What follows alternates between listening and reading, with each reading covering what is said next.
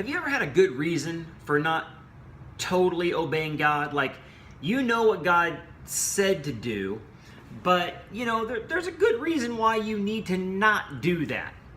Let's look at 1 Chronicles chapter 13 and see what God thinks about your reason and your motive.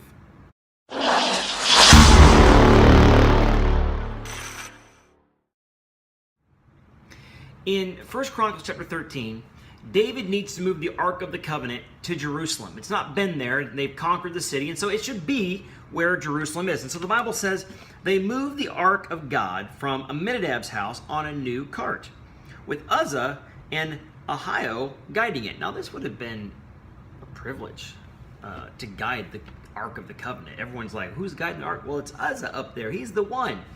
I mean, that's a pretty cool experience. I was chosen to guide the Ark of the Covenant to the new home, Jerusalem.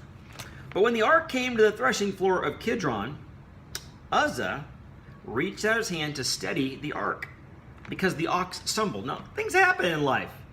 Bad stuff happens. The ox stumbles, and the Ark of the Covenant is about to crash to the ground. Now, this is the Ark of the Covenant that Moses made. I mean, we're talking about something hundreds of years old. If this thing crashes to the ground, disaster. This is where God's presence was dwelling. This is where the 10 Commandments are.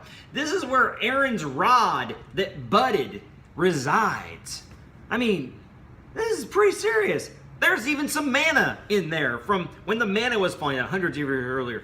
So, I mean, Uzzah did not want this disastrous thing to happen. So he says, I've got it.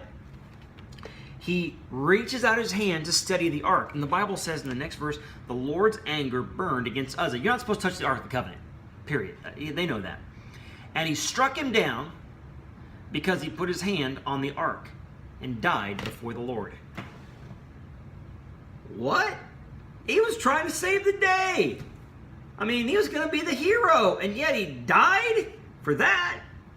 Well, verse 12 tells us David was not even a little bit happy about this. The Bible says David was afraid. No, he says in verse 11, David was angry because of the Lord's wrath. He says, how am I going to get the ark to Jerusalem after this? And no one's going to want to carry this thing. And then in verse 12, David was afraid that day. Two reactions to God's chastening anger are fear and anger. First of all, we get mad because, God, why can't you just be more chill? Because God says, I'm not chill about that kind of thing. When I tell you this, I want you to do this.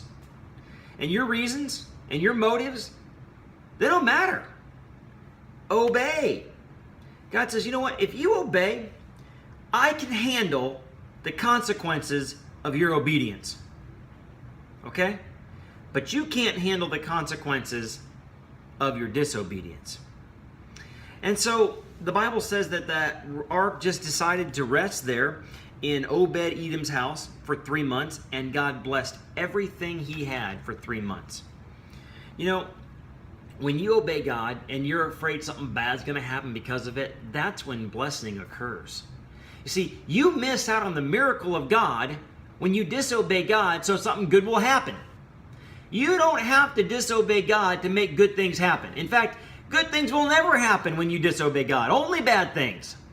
So when you know what God has told you to do, all you got to do is do it. You don't even have to think. You know, sometimes I tell my kids, quit thinking and just do what I'm telling you to do. I know God's up in heaven saying, Will, why don't you try your own advice? It's good medicine. Take it. So whatever it is in your life right now, you're thinking, I should do this, even though it's not totally right. I think I have a good reason for it.